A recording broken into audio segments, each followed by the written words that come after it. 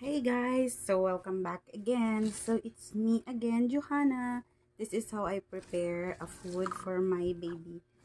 So nakaluto na ako guys. Ayan. Na-sanitize ko na to.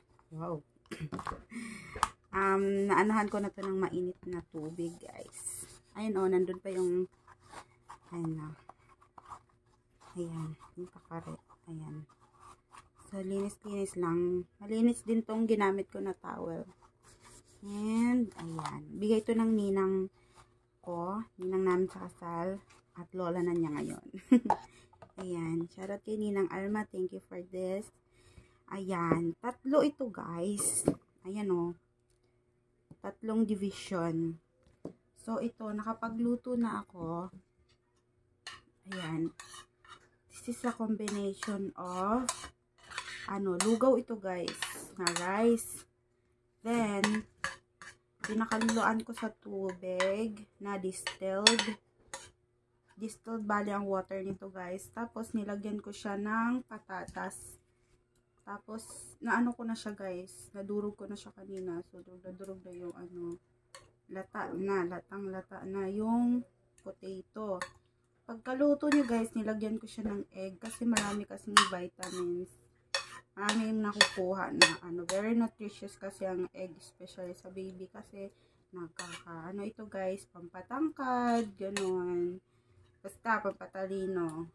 Ganun, yun yung natutunan ko. Tapos, marami nga ito guys, masyado. Kasi nga, di ba pag napakuluan na siya, nadami because of the water. Nag-absorb, so nalaki yung mga rice.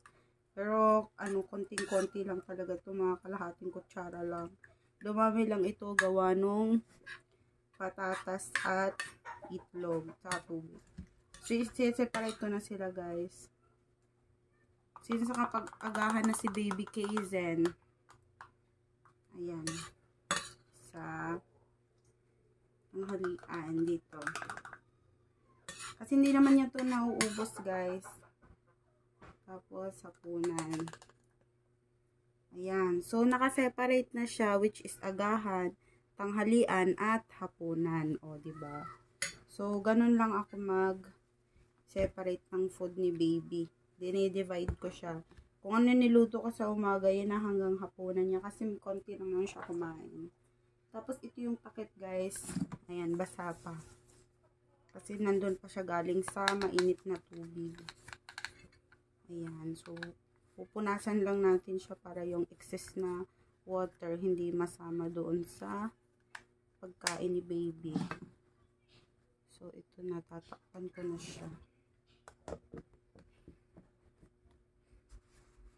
Ayan. Tapos yung kutsara at tinidor. Partner talaga to sila guys. Kasi ito minsan tinidor ang ginagamit ko sa kanya pangkain.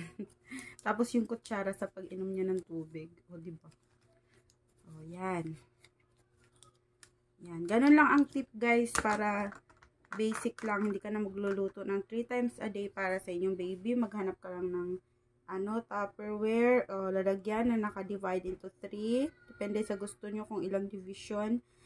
Tapos, magluto ka ng isang meal, tapos 3 times a day na niya yung makain. So, meron pang konting tira.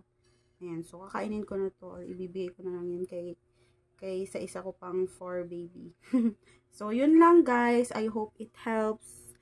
I hope it helps na ganun din ang style na gagawin niyo para mas mapadali at hindi na po iwas na guys, less hassle na, 'di ba? So, yun lang guys. Thank you for watching.